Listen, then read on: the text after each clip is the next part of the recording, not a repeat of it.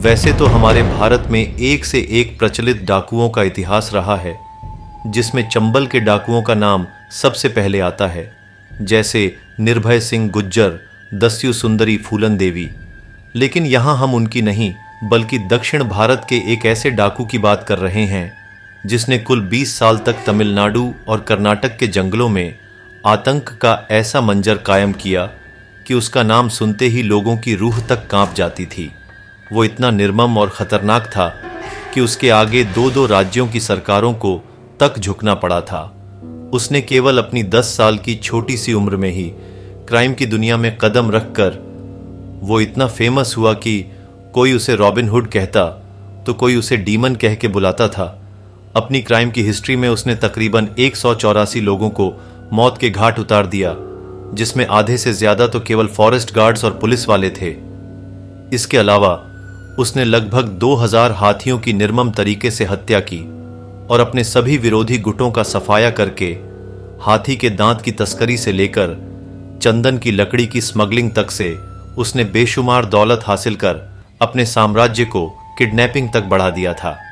जी हां, यहां हम किसी और की नहीं बल्कि बात कर रहे हैं तमिलनाडु के मोस्ट वांटेड चंदन तस्कर वीरप्पन की। दरिंदगी के लिए फेमस वीरप्पन के शौक भी उसी की तरह ही अजीबोगरीब हुआ करते थे। वो अपने आप को खूंखार दिखाने के लिए न केवल लंबी लंबी मूछें रखता बल्कि पुलिस अधिकारियों को मारकर उनके सर से फुटबॉल भी खेला करता था। वीरप्पन इतना बड़ा दरिंदा था कि उसने खुद को बचाने के लिए अपनी ही नवजात बेटी तक की बलि चढ़ा दी थी। ये बात साल 1993 की है, जब वीरप्पन को एक लड़की पैदा हुई थी। उस समय इस तस्कर का गैंग बड़ा नहीं हुआ करता था और इसलिए वो थोड़ा सा डरता भी था। एक बार तो वीरप्पन अपनी ही बेटी के रोने की वजह से मुसीबत में फंस गया था। इसलिए उसने अपनी बच्ची की आवाज को हमेशा हमेशा के लिए बंद कर दिया। इस बात का पता तब चला जब उसी साल 1993 में कर्नाटक एसटीएफ को मारी माडुवु में एक समतल जमीन के नीचे खड्डे में नवजात बच्ची का शव मिला था। नमस्कार दोस्तों, एक बार तो उसने अपना रोब जमाने के लिए उसने कन्नड़ सिनेमा के सुपरस्टार राजकुमार को किडनैप किया, तो कभी कर्नाटका के फॉर्मर मिनिस्टर नागप्पा को किडनैप कर उनकी दिन दहाड़े हत्या कर दी, जिससे पूरे भारत में सनसनी फैल गई। उसकी इस पॉपुलर और दरिंदगी से तंग आकर कर्नाटका और तमिलनाडु सरकार को उसे पकड़ने के लिए 5 करोड़ का इनाम घोषित करना पड़ा। लेकिन फिर भी 20 सालों में 220 करोड़ खर्च करने के बावजूद भी पुलिस कभी उसे जिंदा नहीं पकड़ सकी। तो आइए जानते हैं कहानी भारत के most wanted criminal Koose Munisamy Veerappan Gounder उर्फ वीरप्पन की, जिसने पूरे दुनिया में अपराध का ऐसा डंका बजाया कि उसके मरने पर विदेशी मीडिया का शीर्षक था डेथ ऑफ अ डीमन, मतलब एक राक्षस की मृत्यु।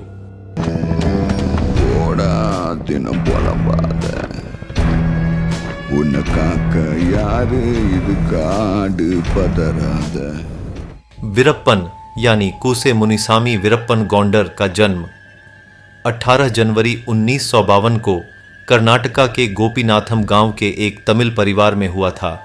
वीरप्पन का परिवार चरवाहों का काम किया करता था, जिसके कारण वीरप्पन का बचपन से ही जंगल में आना जाना लगा रहता था और उस पर सबसे ज्यादा प्रभाव उसके चाचा सालवई गौंडर का था, जो उस समय एक कुख्यात शिकारी और चंदन तस्कर था। इसलिए बचपन से ही वीरप्पन आपराधिक घटनाओं को देखते हुए बड़ा हुआ, या यूं कहे कि अपराध उसे विरासत में मिली थी। आसपास के जंगलों में अपने चाचा की पहचान के कारण धीरे धीरे वीरप्पन की भी दोस्ती कई शिकारी ग्रुप से हो गई और जब भी वह जंगल जाता तो अक्सर शिकारियों को हाथियों का शिकार करते हुए बड़े गौर से देखता था। धीरे धीरे करके वीरप्पन को भी हाथियों का शिकार करना और उनसे पैसे कमाने का काम अपनी ओर खींचने लगा। उस समय के फेमस हाथी तस्कर मलूर मम्माटियन से वीरप्पन सबसे ज्यादा प्रभावित हुआ और अपने मकसद में कामयाब होने के लिए उसने छोटी सी उम्र में ही बंदूक चलाने की ट्रेनिंग लेने लगा।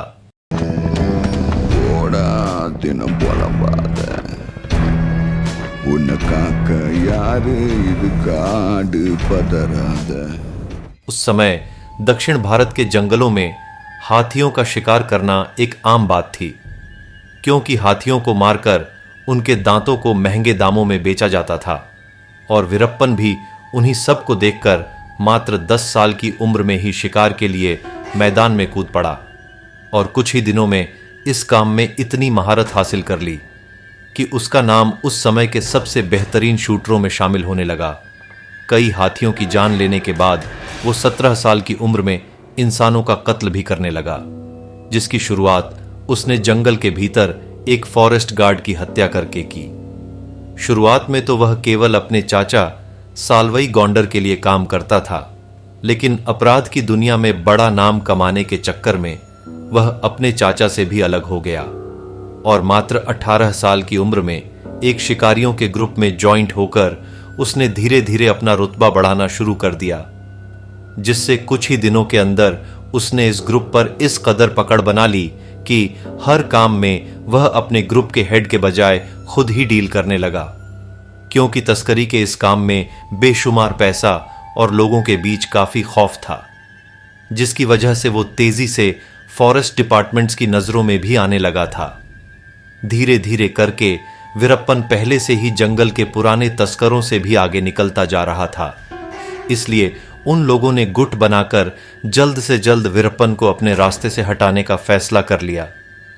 अब जब भी वीरप्पन किसी से कोई डील करता तो उसकी खबर पुलिस को लग जाती और उसे डील को बीच में ही छोड़कर जंगल भागना पड़ता था। पुलिस को यह सारी इंफॉर्मेशन और कोई नहीं बल्कि उसके ही कॉम्पिटिटर्स दे रहे थे, जिस वजह से उसकी दौलत और शोहरत तेजी से गिरने लगी और वीरप्पन को अपनी गिरती दौलत और शोहरत जरा भी रास नहीं आ रही थी। इसलिए जो भी उसकी डील की मुखबिरी पुलिस को करता था, उसने उन सभी का पता लगाकर उन्हें चुन चुनकर मारना शुरू कर दिया। इसके बाद उसने अपने बीच आने वाले फॉरेस्ट गार्ड्स को भी मारना शुरू कर दिया, जिसके कारण उसका आतंक जंगल के बजाय अब आसपास के गांव में भी फैलने लगा था। अब वीरप्पन जंगल में केवल अपना शासन और आतंक का साम्राज्य स्थापित करना चाहता था। इसलिए वह एक एक करके जंगल के बाकी सभी तस्कर गिरोहों को भी खत्म करने लगा। जैसे जैसे वह लोगों के मौत से अपने हाथ रंग रहा था, वैसे वैसे उसका रुतबा और उसकी शोहरत पड़ोसी राज्यों के जंगलों में भी बढ़ती जा रही थी। इस तरह तमिलनाडु और कर्नाटका के जंगलों के चप्पे चप्पे पर वीरप्पन का राज हो गया और उसने इस दौरान अपनी गैंग में करीब 100 लोगों को भर्ती कर लिया था, जो हाथियों को मारने के लिए किसी पानी वाले क्षेत्र में कई दिनों तक तैनात रहते। और जैसे ही कोई हाथी अपनी प्यास बुझाने वहां आता तो वीरप्पन या उनके साथी सीधा हाथी के सिर के बीचों बीच गोली मारकर उनकी जान ले लेता। उसके इस काम में अड़ंगा डालने वाले सभी लोगों को उसने मार डाला, जिनमें सबसे ज्यादा संख्या वहां के पुलिस अधिकारी, वन अधिकारी और इन्फॉर्मर्स की है। वैसे तो आइवरी के कारोबार से वीरप्पन ने खूब मोटा पैसा कमाया, लेकिन इस कमाई के लिए उसने तकरीबन 2000 बेजुबान हाथियों को मार दिया था, जिसके कारण जंगलों में हाथियों की घटती संख्या सरकार के लिए सरदर्द बनती जा रही थी। इसलिए तमिलनाडु और कर्नाटका की गवर्नमेंट ने जंगलों में फॉरेस्ट ऑफिसर्स की गश्ती को बढ़ाकर हाथी के दांत से बने प्रोडक्ट्स की बिक्री पर रोक लगा दी। हाथियों की घटती संख्या और गवर्नमेंट के इस एक्शन से वीरप्पन का बिजनेस ठप पड़ने लगा था। इसलिए अब वो हाथी के दांत की तस्करी को छोड़कर चंदन की लकड़ी की स्मगलिंग करने लगा। उसने अपने जीवन काल में करीब 10,000 टन चंदन की लकड़ी काटकर बेची, जिसकी कीमत उस समय 2 अरब रुपए थी।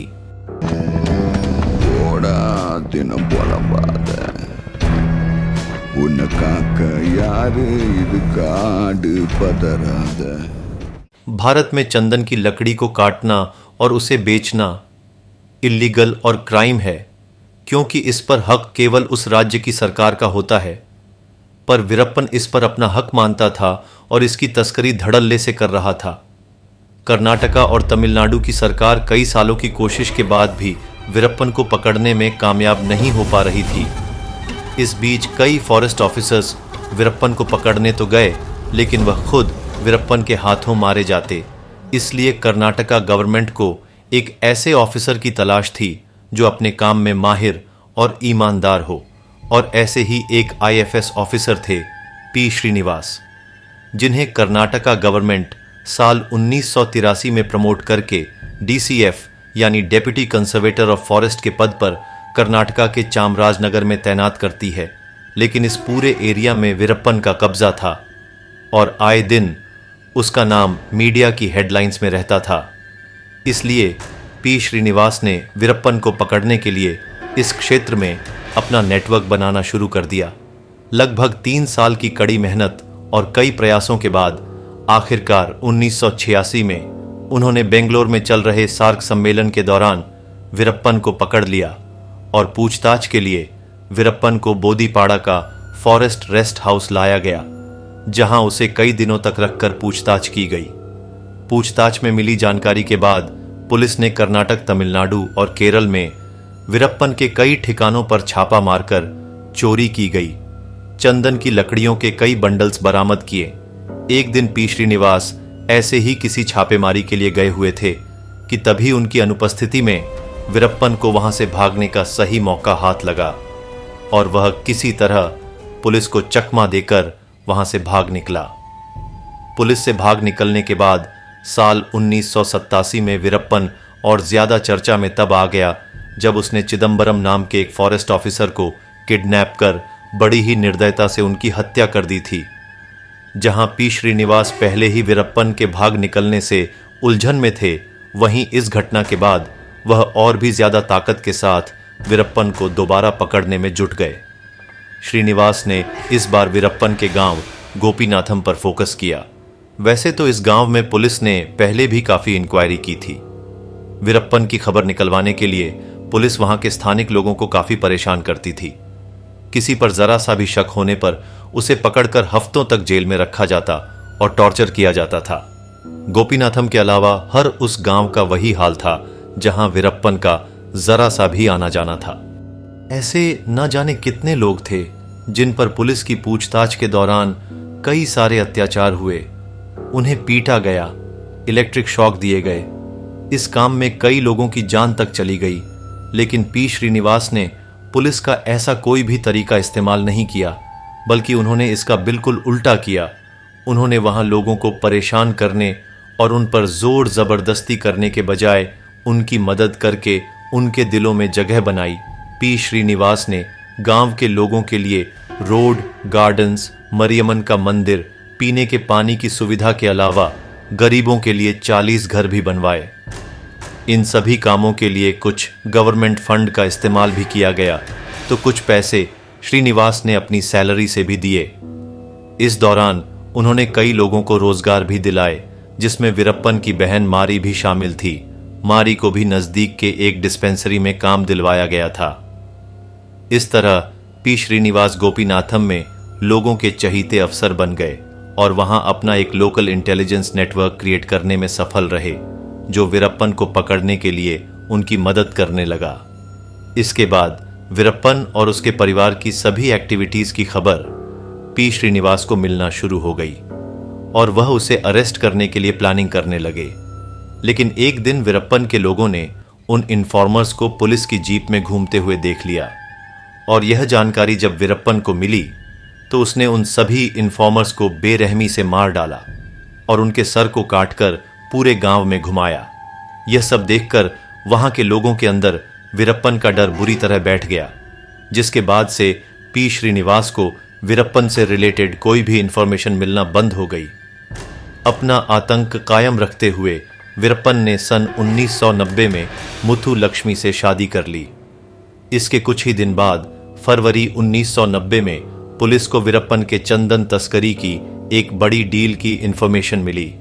डील की जगह पता चलते ही पुलिस ने उस जगह को चारों ओर से घेर लिया, जिससे वीरप्पन को बचने के लिए अपना सारा माल छोड़कर वहां से छुपते छुपाते भागना पड़ा। लेकिन इस दौरान लगभग 1.5 करोड़ रुपए कीमत की चंदन की लकड़ी को पुलिस ने बरामद किया। इस कार्रवाई से वीरप्पन को भारी नुकसान हुआ था, जिससे वह आगे चलकर पुलिस के प्रति और भी अधिक क्रूर हो गया।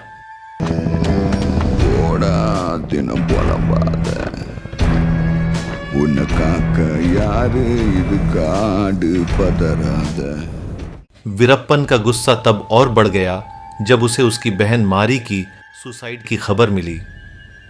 इसके लिए उसने पी श्रीनिवास को दोषी ठहराया। दरअसल जब से पी श्रीनिवास ने वीरप्पन की बहन को काम दिलाकर मदद की थी, तब से पूरे गांव में उनके अफेयर की अफवाह उड़ने लगी थी। इसीलिए बहन की आत्महत्या के लिए वीरप्पन पी श्रीनिवास को ही जिम्मेदार मानने लगा।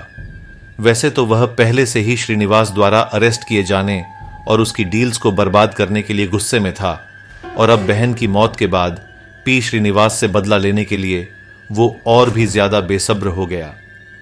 कुछ वक्त के बाद ही उसे अपना बदला लेने का एक अच्छा मौका दिखा। दरअसल जुलाई 1991 में पी श्रीनिवास का एसटीएफ में कार्यकाल समाप्त हो गया, जिसके बाद उन्हें मुहैया की गई सुरक्षा कम कर दी गई। इसी का सही मौका पाकर वीरप्पन ने पी श्रीनिवास के खिलाफ प्लानिंग करते हुए अपने छोटे भाई अर्जुनन के जरिए श्रीनिवास को संदेश भिजवाया कि वह सरेंडर करना चाहता है, लेकिन इसके लिए उन्हें अकेले उससे मिलने जंगल में आना होगा।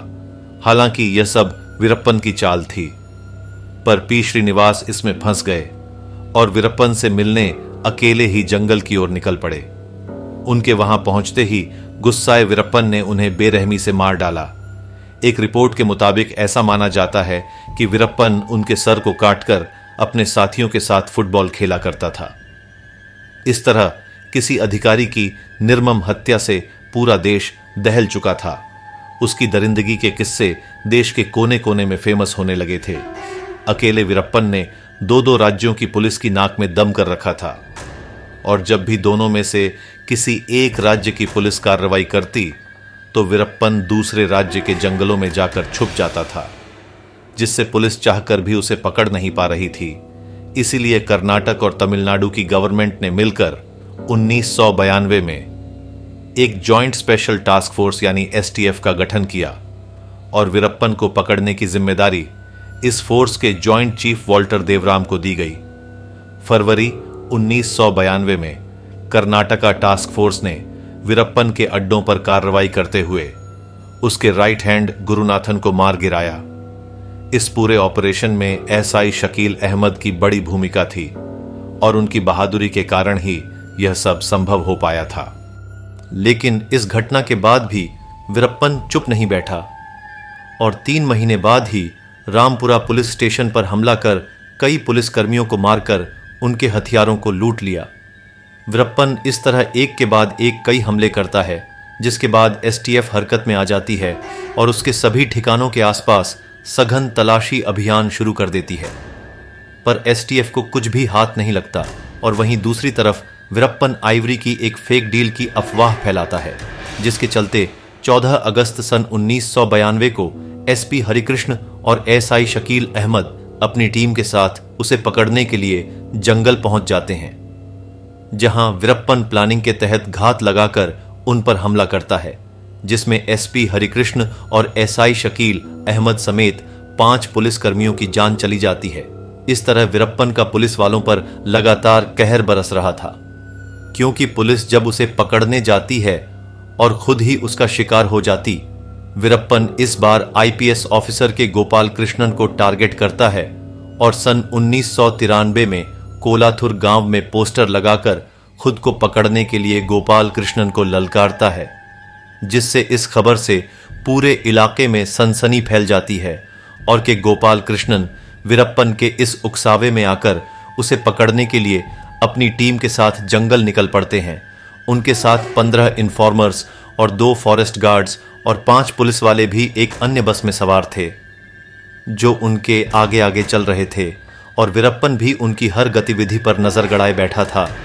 लेकिन उसने पहले से ही रास्ते में लैंड माइन्स को बिछवा दिया था, और जैसे ही बस पलार ब्रिज के पास पहुंचती है, वैसे ही बस को विस्फोट से उड़ा दिया जाता है। बस में सवार सभी 22 लोग मारे जाते हैं, लेकिन के गोपाल कृष्णन दूसरे गाड़ी में होने के कारण बच जाते हैं। लेकिन इस विस्फोट में वो भी गंभीर रूप से घायल होते हैं, और उन्हें ठीक करने के लिए डॉक्टर्स को उनकी 9 सर्जरीज करनी पड़ती है।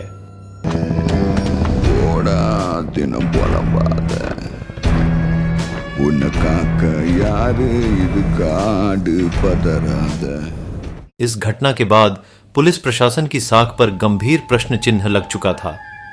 इसलिए एसटीएफ ने अपनी ऑपरेशन को और भी अधिक तेज कर दिया और वीरप्पन के गांव में सघन तलाशी शुरू कर दी।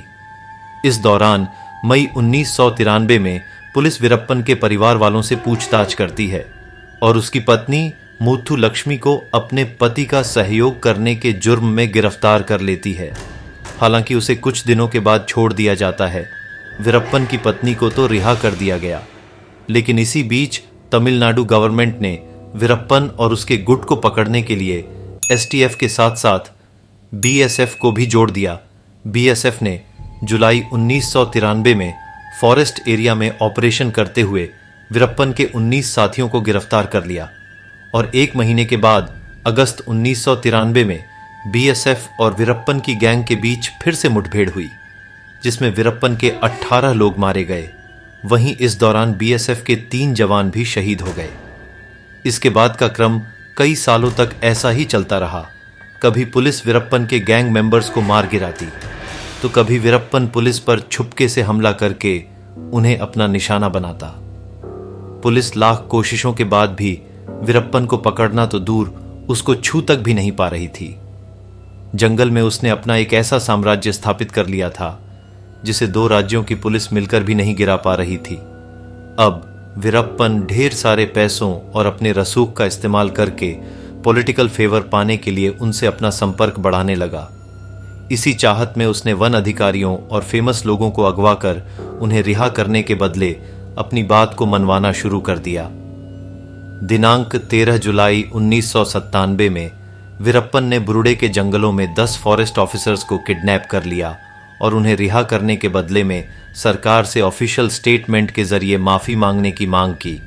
हालांकि सरकार ने वीरप्पन से बातचीत के जरिए उन सभी को 7 हफ्तों के बाद रिहा करवा लिया। इसके ठीक कुछ ही महीने बाद दिनांक 8 अक्टूबर 1997 को वीरप्पन की गैंग ने 2 वाइल्ड लाइफ फिल्म मेकर्स कृपाकर और सेनानी को किडनैप कर लिया, जो जंगल में कुछ शूट करने गए हुए थे। क्योंकि वीरप्पन को उनकी बात का विश्वास नहीं हुआ, उन्हें लगा कि वो दोनों पुलिस के खबरी हैं, इसीलिए उसने 10 दिनों तक उन्हें अपने पास रखा और फिर जब उसका शक पूरी तरह से दूर हो गया तो उसने दोनों को सही सलामत जाने दिया। आगे चलकर उन दोनों ने वीरप्पन के बारे में काफी कुछ शेयर किया। उन दोनों के अनुसार वीरप्पन को वाइल्ड लाइफ बहुत पसंद थी और जंगलों में सालों से रहने के कारण वह किसी भी जानवर को उसकी आहट से पहचान लेता और कई जानवरों की आवाजें भी निकाल लेता था। इसके अलावा समय समय पर वह अपने क्राइम की ऑडियो और वीडियो रिकॉर्ड करवाकर बाहर भेजता रहता था, जिससे उसके आतंक का कहर कायम रहे।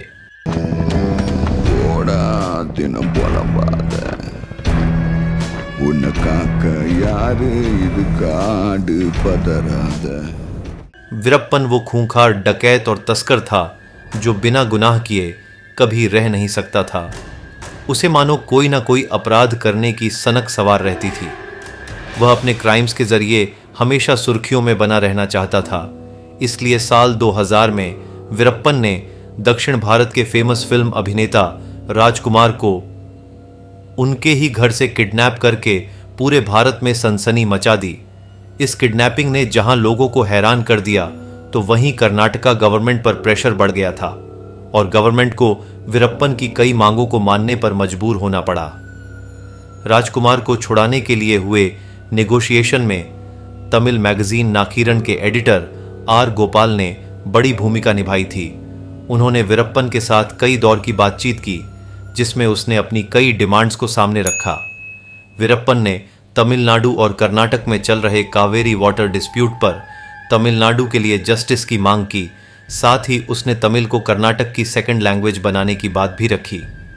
इसके अलावा उसने अपने कई साथियों को तमिलनाडु और कर्नाटका की जेलों से रिलीज करने और 1000 करोड़ की फिरौती देने का भी दबाव बनाया। वहीं वीरप्पन की 10 से ज्यादा डिमांड्स में कुछ डिमांड ऐसी भी थी जिन्हें आज तक पब्लिक के सामने उजागर नहीं किया गया।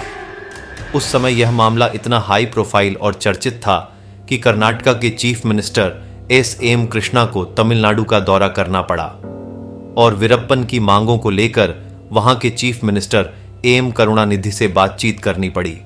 और काफी मशक्कत के बाद आखिरकार 108 दिनों के बाद राजकुमार को रिहा कराया जा सका। बाद में उस समय कर्नाटक के डीजीपी रहे।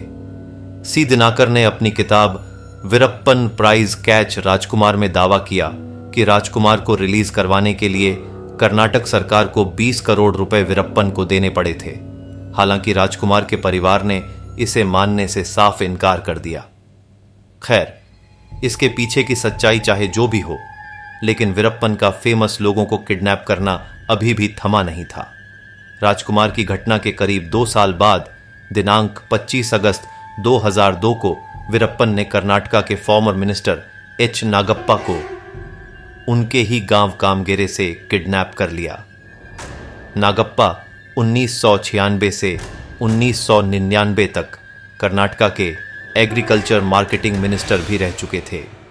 उसने उन्हें अगवा करके एक बार फिर वीरप्पन ने पुलिस की रातों की नींद उड़ा दी। नागप्पा को रिलीज करवाने के लिए कर्नाटक और तमिलनाडु की जॉइंट स्पेशल टास्क फोर्स को केरल पुलिस के साथ काम करना पड़ा।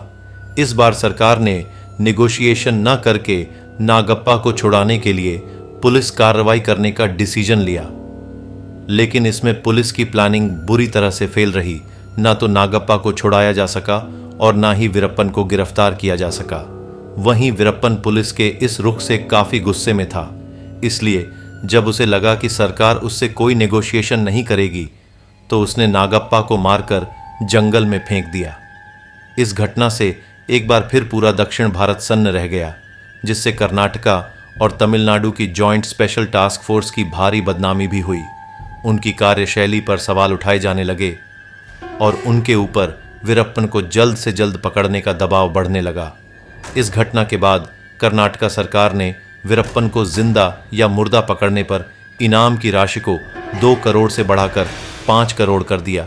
यह रकम दाऊद इब्राहिम को पकड़ने के लिए रखी गई इनामी राशि के बाद दूसरा सबसे बड़ा इनाम था।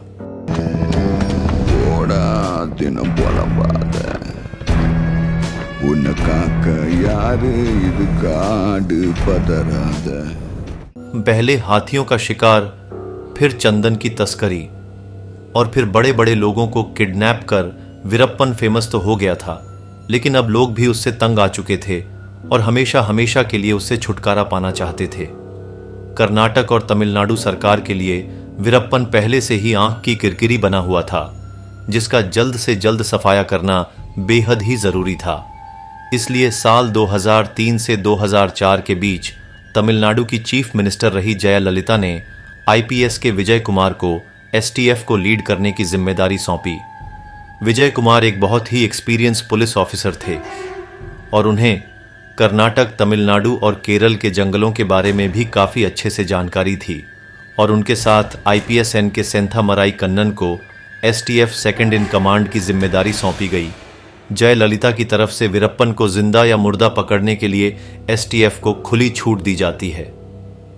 जिस तरह से सन 1984 में इंदिरा गांधी की सरकार ने ऑपरेशन ब्लू स्टार चलाकर संत जनरैल सिंह भिंडरावाले का खात्मा करवाया था। अगर आपने यह वीडियो नहीं देखी है तो उसका लिंक डिस्क्रिप्शन बॉक्स में दिया है, जाकर अवश्य देखें।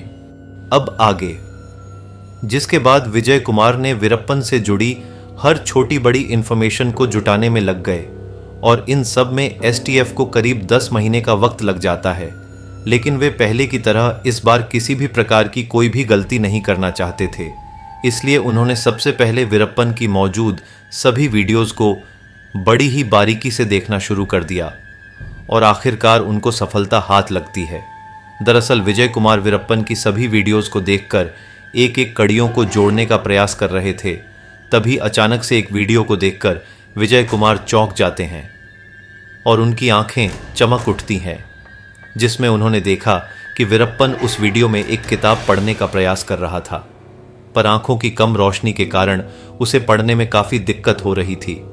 विजय कुमार ने अपने इन्फॉर्मर से इस खबर को वेरीफाई करवाया तो पता चला कि वीरप्पन को मोतियाबिंद की बीमारी है और जल्द ही वो इसका इलाज करवाना चाहता है। सालों से चली आ रही पुलिस के साथ मुठभेड़ में वीरप्पन के काफी लोग भी मारे जा चुके थे। वहीं पिछले 10 महीनों से विजय कुमार द्वारा चलाए जा रहे विशेष अभियान ने उसके धंधे और ग्रुप को पूरी तरह से तोड़कर रख दिया था। इसलिए अब सही मौका देखकर वीरप्पन किसी दूसरी लोकेशन पर शिफ्ट करने की फिराक में था। सेंथामराई कनन और विजय कुमार जानते थे कि इस बार वीरप्पन को पकड़ने के लिए उन्हें उसकी गैंग के ही कुछ लोगों को अपने साथ जोड़ना होगा, जिसके चलते सेंथामराई कनन पूरी तरह से इस काम में जुट गए और बहुत कोशिश के बाद वो वीरप्पन के 2 गैंग मेंबर्स को पुलिस का इन्फॉर्मर बनाने में सफल रहे। इनमें से एक इन्फॉर्मर जंगल में वीरप्पन के साथ रहकर काम करता था, तो वही दूसरा वीरप्पन का बाहर का बिजनेस संभालता था। एसटीएफ के साथ आते ही उन्होंने वीरप्पन की हर खबर कनन को देना शुरू कर दिया। पहला इन्फॉर्मर जंगल से ही वीरप्पन से जुड़ी सभी जानकारी लाता और सेकंड इन्फॉर्मर कनन को फॉरवर्ड कर देता। इस तरह एसटीएफ को वीरप्पन की हर जानकारी मिलने लगी थी। जंगल में रह रहे फर्स्ट इन्फॉर्मर को इस बार कनन ने वीरप्पन के बाहर निकलने वाले दिन से जुड़ी हर इंफॉर्मेशन जुटाने का काम दिया। इसमें उसे 1 हफ्ते का वक्त लग गया।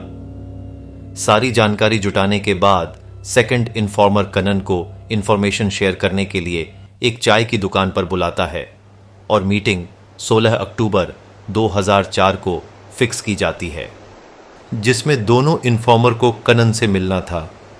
दिनांक 16 अक्टूबर के दिन फर्स्ट इन्फॉर्मर द्वारा बताई गई चाय की दुकान पर दूसरा इन्फॉर्मर पहुंचता है और वहीं सेंथामराई कनन अपनी अनकवर गाड़ी में बैठे हुए थे। कुछ देर बाद फर्स्ट इन्फॉर्मर भी वहां पहुंच जाता है और चाय पीने के बहाने दूसरे इन्फॉर्मर को बताता है कि अन्ना 18 अक्टूबर को अपना ट्रीटमेंट करवाने जंगल से बाहर आने वाले हैं और वो सैलम के एक हॉस्पिटल में अपना ट्रीटमेंट करवाना चाहते हैं, लेकिन वो चाहते हैं कि इसकी भनक पुलिस को ना लगे, इसीलिए वो हर चीज़ को कई बार वेरीफाई करवा रहे हैं। इसके साथ ही वो बताता है कि उनके साथ कुछ हथियारों से लैस आदमी भी हो सकते हैं, इसलिए किसी ऐसी गाड़ी को लाया जाए जिसमें ज़्यादा लोग बैठ सके। सेकंड इन्फॉर्मर सारी इन्फॉर्मेशन कनन को फॉरवर्ड करता है, जिसे वह अपने सीनियर विजय कुमार को पास कर देते हैं और यही मौका विजय कुमार और उनकी टीम के लिए एक बेस्ट चांस था, क्योंकि उन्हें भी पता था कि वीरप्पन को जंगल के अंदर पकड़ना लगभग मुमकिन ही नहीं नामुमकिन है। इसलिए वीरप्पन के जंगल से बाहर आने वाले दिन को ही उसकी जिंदगी का आखिरी दिन बनाने में एसटीएफ पूरी जी जान से जुट जाती है और प्लानिंग कुछ इस प्रकार से की जाती है कि वीरप्पन को अपने आंख के इलाज के लिए हॉस्पिटल तक एम्बुलेंस के जरिए लाया जाएगा। एम्बुलेंस तक लाने का काम इन्फॉर्मर को सौंपा गया। इस काम के लिए एम्बुलेंस को इसलिए चुना गया ताकि वीरप्पन को सब कुछ नॉर्मल लगे और उसे एसटीएफ के प्लान की भनक तक ना लग सके। हालांकि हड़बड़ी में इस एम्बुलेंस में सैलम की स्पेलिंग गलत लिख दी गई। ये एसटीएफ की ओर से एक बड़ी चूक थी, परंतु किस्मत से वीरप्पन और उसके गैंग के लोगों की नज़र इस गलती पर नहीं जा सकी और इस पूरे ऑपरेशन को ऑपरेशन कोकून का नाम दिया गया, जो कि एम्बुलेंस का कोड नेम था। वीरप्पन को इलाज के बहाने एम्बुलेंस के जरिए जंगल से बाहर लाने का प्लान तो बन चुका था, पर अब एक चैलेंज यह था कि उस एम्बुलेंस को ड्राइव कौन करेगा। इसलिए विजय कुमार और सेंथामराई कनन इस ऑपरेशन में शामिल होने वाले सभी कमांडोज के साथ एक मीटिंग करते हैं, जिसमें यह तय होता है कि एम्बुलेंस का ड्राइवर और हेल्पर एसटीएफ के ही 2 अंडरकवर एजेंट होंगे। उधर वीरप्पन, जो कि अपनी लंबी लंबी मूंछों के लिए फेमस था, बाहर निकलने से पहले कोई उसे पहचान न ले, इसलिए वो अपनी मूंछें भी कटवा लेता है और दिनांक 18 अक्टूबर 2004 को रात के समय जंगल से बाहर निकलकर अपने तीनों साथियों के साथ एम्बुलेंस में बैठ जाता है। उधर एसटीएफ के कमांडोज गन्ने से भरी ट्रक और एक लॉरी की आड़ में छुपकर अपनी अपनी पोजीशंस ले लेते हैं। 6 एसटीएफ कमांडोज पास के ही एक स्कूल की छत पर अपनी अपनी AK-47 राइफल्स के साथ मुस्तैद हो जाते हैं। वहीं कनन वैन से फील्ड पर उतरकर अपनी टीम को इंस्ट्रक्शन देने लगते हैं और जैसे ही एम्बुलेंस उस जगह पहुंचने वाली होती है तो उसका ड्राइवर पहले गाड़ी की नीली बत्ती जलाकर फिर आगे की फॉग लैंप जलाता है। दरअसल ये एसटीएफ का एक सीक्रेट कोड होता है, जिसका मतलब होता है कि गाड़ी में वीरप्पन के अलावा और भी कई लोग मौजूद हैं और सभी के पास हथियार है। यह देखते ही कनन तेजी से दौड़ने लगते हैं और थम्स अप दिखाकर विजय कुमार और बाकी की टीम को अलर्ट कर देते हैं। जैसे ही एम्बुलेंस एसटीएफ के नजदीक पहुंचती है, सबसे पहले ट्रक से रास्ता ब्लॉक कर दिया जाता है और इसी बीच एम्बुलेंस का ड्राइवर तेज ब्रेक मारता है ताकि उसमें बैठे वीरप्पन और उसके साथियों को तेज झटका लगे और वो अनबैलेंस होकर एक दूसरे पर गिर जाए। प्लान के मुताबिक ऐसा करने के तुरंत बाद एसटीएफ के दोनों कमांडो तेजी से एम्बुलेंस से कूदकर अपनी टीम से जा मिलते हैं, लेकिन जब तक वीरप्पन कुछ समझ पाता कि तभी एसटीएफ अनाउंसमेंट करके वीरप्पन को सरेंडर करने को कहती है। वीरप्पन को अब सारा खेल समझ आ चुका था, पर उसे इस तरह अपने आप को पुलिस के हवाले करना बिल्कुल भी गवारा नहीं था।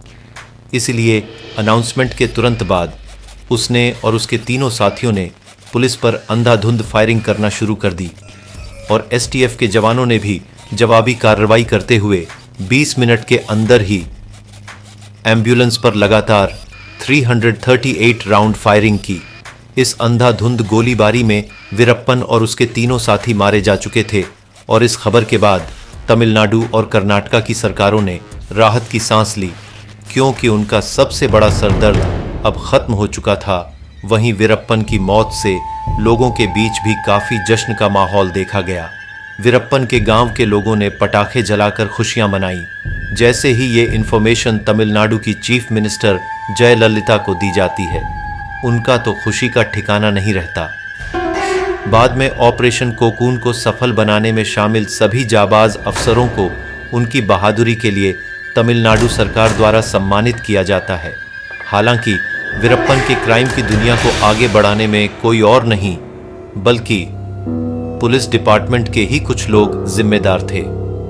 वैसे तो कई बार वीरप्पन पकड़े जाने के काफी करीब आकर बच निकलता था, क्योंकि कुछ करप्ट पुलिस वालों के जरिए उसे सारी इंफॉर्मेशन पहले ही मिल जाती थी। वीरप्पन को पकड़ने के लिए कर्नाटक और तमिलनाडु की सरकार को 20 सालों में अमूमन 220 करोड़ रुपए खर्च करने पड़े थे, लेकिन फिर भी कुख्यात और चालाक वीरप्पन को पुलिस कभी भी जिंदा नहीं पकड़ पाई। लेकिन वीरप्पन की मौत के बाद उसके एनकाउंटर के बारे में मीडिया में कई तरह की थ्योरी चलाई गई। कोई कहता है कि वीरप्पन को पुलिस ने 3 दिनों तक टॉर्चर करके मार दिया, तो कोई कहता है कि वीरप्पन सरेंडर करना चाहता था पर उसे मौका नहीं दिया गया। कहा तो यहां तक भी जाता है कि अगर वह जिंदा पकड़ा जाता तो कई पॉलिटिशियन और ऑफिसर्स भी फंस सकते थे। हालांकि सच्चाई क्या है, इसका राज वीरप्पन की मौत के साथ ही दफन हो गया। तो मिलते हैं अपनी नेक्स्ट डॉक्यूमेंट्रीज में। तब तक के लिए till then take care, bye.